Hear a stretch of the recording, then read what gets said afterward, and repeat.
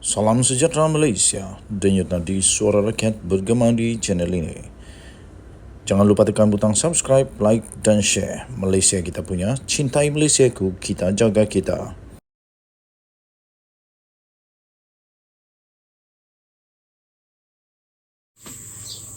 Salam sejahtera Malaysia, denyut nadi suara rakyat bergema di channel ini.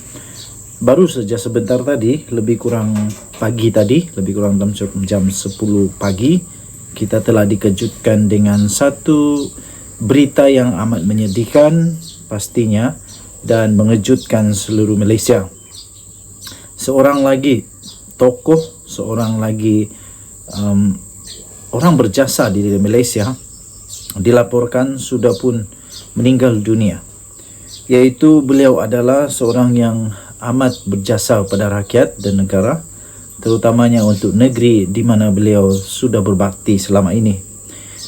Dikabarkan Adun Balatik telah meninggal dunia. Ahli Dewan Undangan Negeri Adun Balatik, iaitu Datuk Muhammad Isha Syafi, dilaporkan telah pun meninggal dunia di Hospital Sultan Abdul Halim HSAH Sungai Petani pada malam tadi. Berita kematian Muhammad Isa itu telah dikongsikan oleh Menteri Besar Kedah, iaitu Datuk Seri Muhammad Sanusi Madnor, di laman Facebooknya malam tadi. Katanya, dalam kenyataan tersebut, saya menerima berita bahawa Yang Berhormat Datuk Allahyarham Muhammad Isa telah meninggal dunia lebih kurang pukul 11.23 malam di Hospital Sultan Abdul Halim Sungai Petani, katanya. Tambahnya, salam takziah buat seluruh ahli keluarga Allahyarham. Katanya menerusi satu hantaran yang telah dimuat naik di Facebooknya pada malam tadi. Sebelum ini, media telah melaporkan bahawa Muhammad Isa yang berusia 69 tahun, yang juga adalah ahli jawatan kuasa PAS Negeri Kedah, menerima rawatan di unit rawatan rapi ICU Hospital Sultan Abdul Halim kerana mengalami jangkitan kuman pada jantung, paru-paru dan buah pinggang pada bulan lepas. Pada pilihan raya umum PRU ke-14 yang lalu, Muhammad Isa daripada PAS telah menang kerusi Dewan Undangan Negeri untuk Balatik dengan majoriti sebanyak 2,574 undi, selepas beliau mendapat 9,600 undi dan berjaya menewaskan calon Barisan Nasional iaitu Datuk Muhammad Tajuddin Abdullah dengan hanya 7,026 undi, dan manakala calon daripada PKR pula iaitu Abdul Rashid Abdullah hanya mendapat 2,376 undi sahaja. Kedah yang tidak mengadakan pilihan raya negeri serentak pada PRU ke-15 pada November lepas akan mengadakan pilihan raya negeri dalam masa terdekat bersama 5 negeri yang lain. Kita berdoa semoga keluarga Allahyarham ini dapat diberikan kesabaran dan segala urusan mereka dapat dipermudahkan. Dan kita juga berharap semoga seluruh rakyat di Adun Balatik secara khususnya dapat sentiasa mendoakan keluarganya yang ditinggalkan supaya dapat hidup dengan normal dan dapat bersabar, serta mereka terus dapat mengingat kebaikan beliau. Kita sama-sama berharap semoga segala urusan dapat dipermudahkan. Denyut nadi suara rakyat bergema di channel ini. Bye-bye.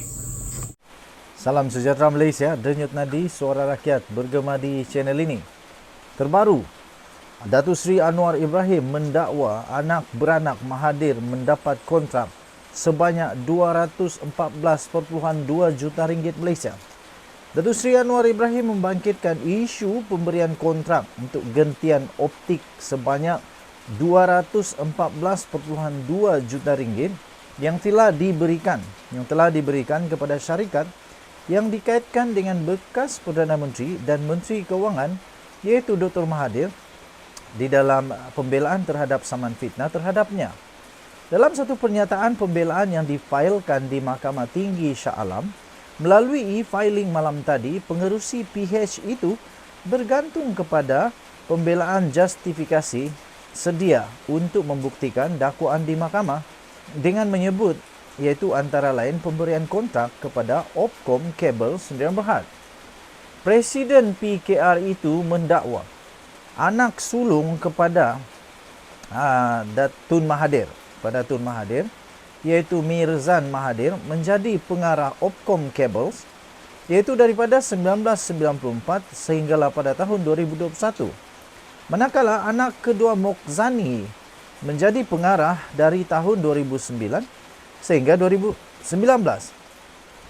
Manakala anak ketiganya iaitu Mukris menjadi pengarah dari tahun 1994 sehingga tahun 2019.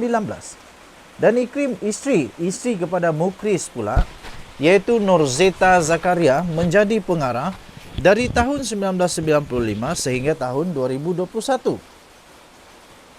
Mahathir adalah merupakan Perdana Menteri dan juga Menteri Pertahanan pada ketika kontrak itu diberikan. Mahathir menyaman Anwar berhubung dakwaan kononnya dia mengumpul kekayaan pribadi ketika menjadi Perdana Menteri. Menurut pernyataan pembelaan, Anwar yang juga adalah Presiden PKR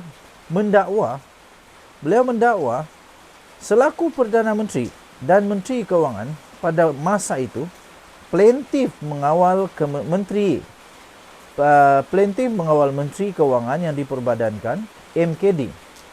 MKD katanya memegang satu saham khas iaitu Golden Share yang membolehkan kerajaan untuk membuat keputusan penting dalam telekom, yang menjalankan rundingan terus dengan Opkom untuk bekalan gentian optik berkenaan.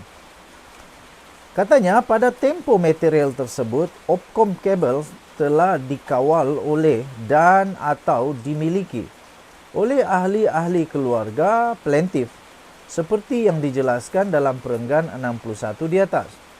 Dalam kata lain, katanya lagi, ahli-ahli keluarga plaintiff mempunyai kepentingan yang amat besar dalam Opkom Cables.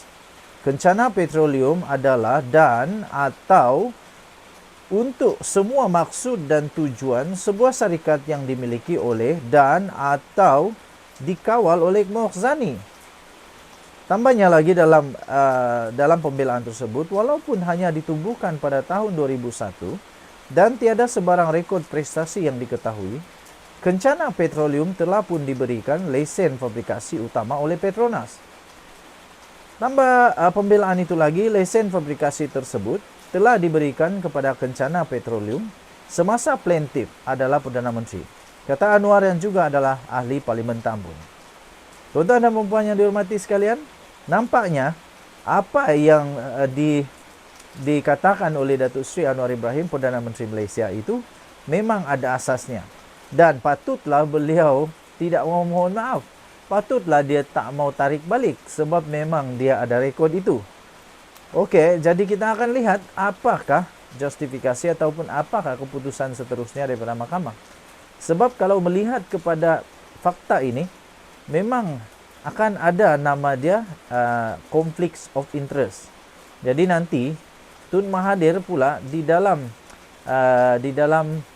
pernyataan balas nanti, nampaknya dia kena buktikan bahawa ketika benda itu berlaku dia tidak ada conflict of interest, dan ini pasti akan ditunggu oleh seluruh rakyat Malaysia. Denyut nadi suara rakyat bergema di channel ini. Anda boleh baca terus, anda boleh baca sehingga selesai laporan ini yang telah diterbitkan di Malaysia Kini bertarikh 15 Jun 2023. Anda boleh lihat di sini pada pukul 10 pagi tadi. Ini dia daripada Malaysia Kini. Pukul 10 pagi tadi dengan tajuk Anwar dakwa anak beranak Mahathir dapat kontrak sebanyak 214.2 juta. Kita jumpa lagi. Bye-bye.